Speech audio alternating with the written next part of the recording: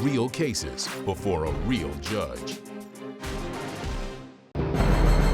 Plaintiff Sean Vallely says he's a huge fan of the DJ Deadmau5, who performed at the Grammys. Sean claims he spent a lot of time and money making a replica of the mouse head that Deadmau5 wears when he performs, and he rented the head to the defendant. However, he's suing because the defendant damaged it. Defendant Deuce Teveno is a promoter who was doing a concert with Deadmau5, and he agreed to rent Sean's prop to promote the show. However, when he got Sean's mouse head in his possession, he realized it was a piece of junk that was made of duct tape and glue. He denies owing for anything. All right, start with you. All right, so I'm a DJ here in Chicago, a huge Deadmau5 fan. First got into the electronic dance music scene when I was 16. Deadmau5 actually wears this type of structure during all his shows. So as a huge fan myself, I decided I'd make one. I took about 60 hours to make this, put in $350 of my own money into this. It's my baby. I've worn it to multiple shows. People have came up to me, asked me to take pictures with them. I even got offered $200 on the street for someone to buy this off of me. Of course, I turned it down. Is that a popular figure in pop culture? Yes, he actually just played at the Grammys, and last year he DJ'd the entire VMAs. All right, you have one also. What's your deal? Yeah, so I'm actually a promoter. I've been doing concerts in Bloomington, Indiana for the past 4 years. Recently, about 2 years ago, my business partner and I started a college music festival where we basically go to the colleges all over the U.S., throw pretty massive shows with a variety of genres. What type of acts do you have? It's a variety. So I mean, we've done anything from hip hop to electronic to indie rock to. What hip hop artists did you have? We've done Chitty Bang, we've done Wale, and so we were planning on doing a Deadmau5. What electronic artists have you had? DJs? Yeah, Pretty Lights, Deadmau5, Savoy, Crystal Castles, Avicii. Haven't had Logan Light? Never heard of him. Oh, you'll hear of him. He's big time. Well, I hope so. You're missing the boat. He's all over the country, so you better try and promote him. He'll bring you in some money. I'll look into it.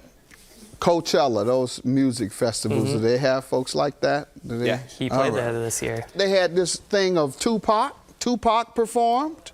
Are you hip to what happened? Oh, yeah. Yeah, the hologram? Yeah, the hologram. Oh, okay. Everybody thought it was Tupac. They had Snoop Dogg, and Snoop came out singing one of the songs he and Tupac did together as a duet. Next thing you know, Tupac walks out. Wow. Looks just like him. And he sings, he does his song, he talks to Snoop, he says, "Welcome Coachella!" All of that. Wow. That's cool. You know, they always said Tupac was still alive. People have always said that. But ultimately, it was determined it was a hologram. Oh. At least they say that. I believe Tupac's still alive, y'all can tell me. Tupac and Biggie are still alive. Biggie's next. Biggie's next. He's going to be out on stage. All right. I started to go, but my kids told me it would be like 100,000 people there, and they would all be drunk. And that it wouldn't be a safe place for me, so they talked me out of it. Dr. Dre and Snoop were going to be in it, but my kids told me it would be like 100,000 people there, and they would all be drunk. And that it wouldn't be a safe place for me, so they talked me out of it. Plaintiff Sean Vallely made a replica of the mouse head that the famous DJ Deadmau5 wears when he performs. But he's suing because he claims the defendant damaged the head. I went to one music festival here in Chicago last year. What is it called? Lollapalooza? Yeah, Lollapalooza. I saw Eminem. He had Bruno Mars with him, and then CeeLo. I mean, it was great. And I hung for that. Everybody was drunk then, and it was 100,000. So I just want to let you know, I'm not just out of it altogether. I'm young and hip. Go ahead. Right. Or fly. They don't say hip no more. I'm showing my age. I'm young and fly. So go right ahead. Well, Glowfest in fall 2011 hired Deadmau5 to come play at Pick-a-Chick, which is a festival ground in Bloomington, Indiana. And I know. I've been there. What'd you have last year? Pretty Lights and Chitty Bang. Right. Yep. I even played before. Chitty Bang killed it. Always do.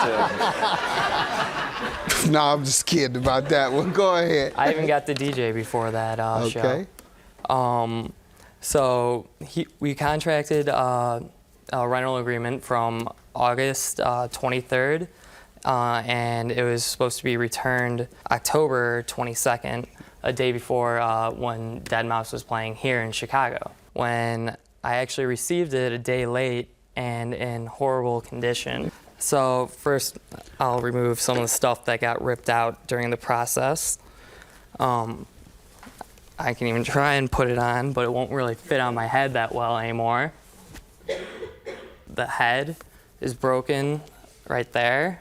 On the inside is all these electronics where I had the mouth light up, the ears light up, the eyes light up with 5 different features. And so here, I can try and turn on. Yeah. So here's the ears still light, but when I try and do the mouth, that's not lighting anymore. And the eyes have lost some of the features to it. How do you smoke weed with that thing on? Yeah. I don't think you can. And drink. Yeah, because that's all they do at these festivals. I think you gotta go like this, then lift up. Okay. You need to get a straw. That'd be a new invention. I'm giving you a new invention. You get the straw, stick it down into the beer. Yeah, maybe cut up one of those big pixie stick straws.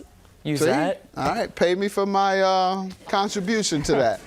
Sir, what do you want to tell me about damaging the mouse? Yeah, well, I mean, basically, we had already went through the contract and signed it before I had actually gotten the deadmau5 head. So when I got it, I was expecting something professionally built like this one. Basically, I got something that was a piece of junk. It was, duct tape and glued together. So we used it for a little bit, and then I got this one for free, actually. I got it for, a few tickets or something. And we basically just quit using that one. It was falling apart. It just, He said you caused it to fall apart. Did you return it in the same way you received it? Was it in the same condition? It was close. I mean, it's definitely what I would consider normal wear and tear for using it, the amount of times that we did. That's a lie. Okay. We had it for, between 40 and 50 days, and we used it every single day and multiple times a day. And I've got several pictures right here Let's see it. that can show us taking the deadmau5 head out to the bars, doing it on campus. Mm-hmm. We used this a lot, and it was a great promotional tool. Whenever we would set up on campus, people would come on and put the head on. They would wear it at the bars. It was a great thing. A lot of people used it. So you made plenty of money off this man's invention and don't want to pay him. I didn't make any money off of his damaging invention. I got some good promotional use out of it. But the last picture was us using this one. So sort of once we got the good ones, we started using those, sort of set that on the shelf.